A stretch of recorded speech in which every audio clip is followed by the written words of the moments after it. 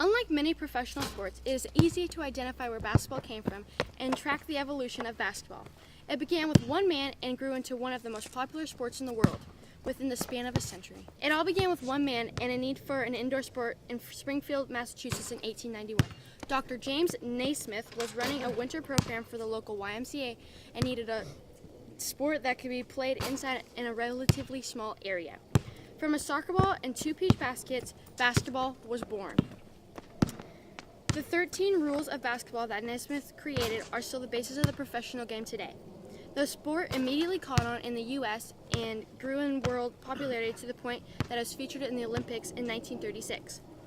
Naismith was flown to watch the competition in Berlin and died 3 years later.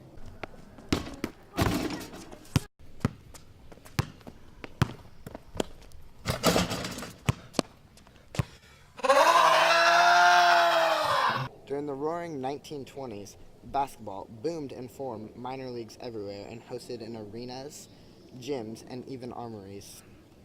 But when the Great Depression hit the U.S. and the U.S. involvement with World War II began, shortly after the Berlin Olympics, the leagues fell apart as the players and audience were swept away to the war. A group of arena owners looked to fill their venues, saw the popularity of college basketball, and established the Basketball Association of America, the BAA, in 1946. After a few seasons adding some popular teams from another league and some new venues, the origin of basketball in the NBA emerged in 1948. An unlikely scandal helped the NBA jump into popularity.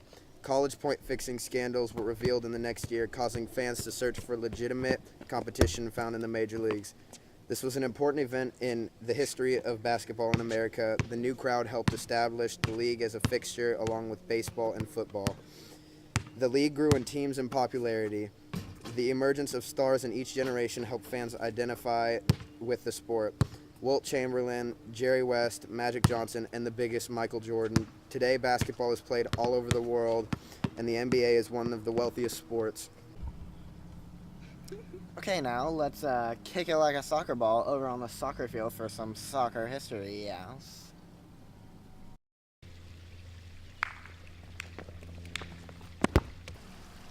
The story of American soccer in the 1920s is in large part the story of the American Soccer League, which was founded at Manhattan's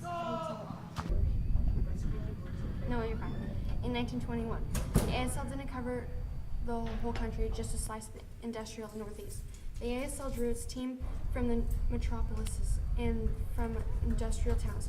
The team owners ranged from Charles Stoneham, a Tammany Hall character with strong ties to organized crime. His purchase of the New York Giants baseball team in 1919 was brokered by notorious groceries fixer Arnold Rothstein, the Bethlehem Steel Corp, which absorbed its employees' recreational team in the mid-1910s.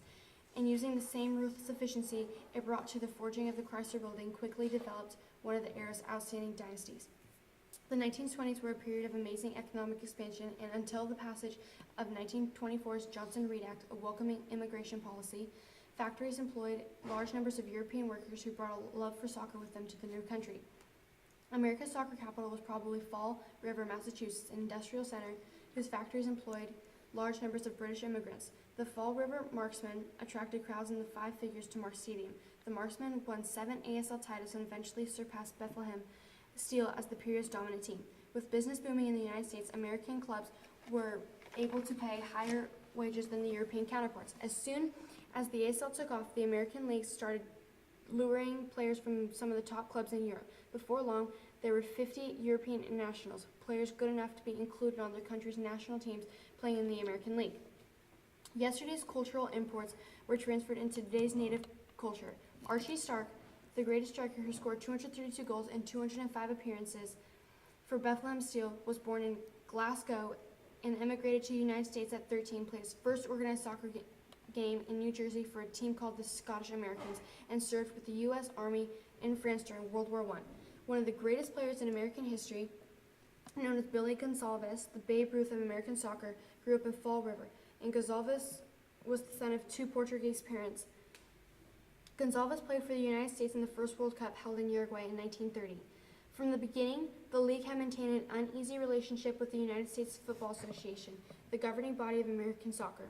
The owners chafed against the restrictions the USFA imposed on rule changes and scheduling. The USFA saw the popular and profitable ASL as uncontrolled and rebellious. In the eyes of ASL owners, the only thing keeping soccer from mainstream acceptance was the sense that it was too foreign.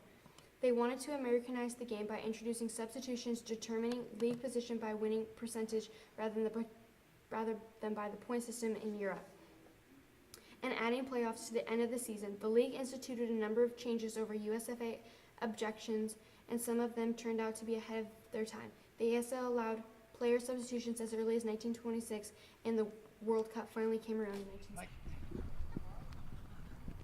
Only 2 of the franchises exist today. The Decatur Staleys moved to Chicago in 1921 and were renamed the Bears 1 year later. The Chicago Cardinals franchise are now the Arizona franchise. Was that most teams played in small cities and lost money, while the most small city teams face big money problems. Some, like the Canton Bulldogs, won back-to-back NFL titles in 1922 and 1923. The first playoff game was in 1932 between the Chicago Bears and Portsmouth. The first Thanksgiving Day game tradition in Detroit began in 1934 after Portsmouth Spartans relocated to the Motor City and became the Lions. The NFL's first televised game came on October 22, 1939, when NBC broadcast the game to a limited number of homes in New York City.